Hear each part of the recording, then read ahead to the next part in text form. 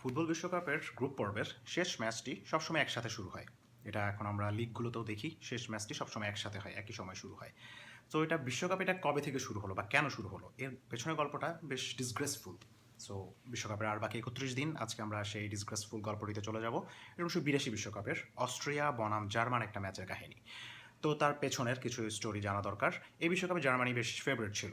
চমৎকার খেলে আসছিল, তারা কোয়ালিফায়ারে প্রত্যেকটা ম্যাচ জিতেছে, কোনো ম্যাচ হারেনি। সো তাদের প্রথম ম্যাচ পড়লো আলজেরিয়ার সাথে।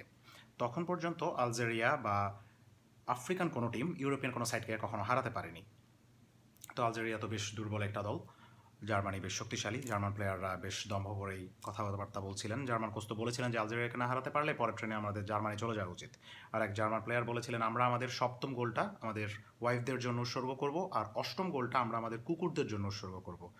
যাই হোক, খেলা শুরু হলো, 2-1 গোলে হেরে গেল জার্মানি। আলজেরিয়া জিতে গেল এবং জার্মান প্লেয়ারদের তাদের কুকুরদের জন্য আর গোল উৎসর্গ করা হলো না, একটু চাপে পড়ে গেল জার্মানি।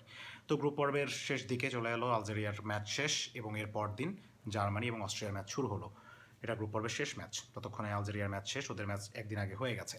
তো সমীকরণটা এমন দাঁড়ালো, জার্মানি যদি 1-0 গোলে অস্ট্রিয়াকে হারায়, তাহলে অস্ট্রিয়া এবং জার্মানি দুই দলই সেকেন্ড রাউন্ডে বা পরের রাউন্ডে চলে যাবে, বাদ পড়বে আলজেরিয়া। তো খেলার 10 মিনিটের মাথায় জার্মানি গোল দিয়ে দিল, 1-0 গোলে এগিয়ে আছে, এবং পরবর্তী 80 মিনিট স্রেফ দুই দল মিউচুয়াল আন্ডারস্ট্যান্ডিংয়ের মাধ্যমে অস্ট্রিয়া এবং জার্মানি টাইম পাস করলো, এবং বিষয়টা এতটাই নগ্নভাবে প্রকাশ পেয়েছে যে কমেন্টেটররা বলছিলেন দর্শকদেরকে যে টিভি বন্ধ করে চলে যাওয়ার জন্য। মাঠেই দর্শকরা চিৎকার চেঁচামেচি শুরু করলেন, এবং তো জার্মান ফ্যানরা পতাকাও পুড়িয়েছেন মাঠে, এবং আলজেরিয়ার ফ্যানরা চিৎকার করছিলেন ফিক্সিং বলে।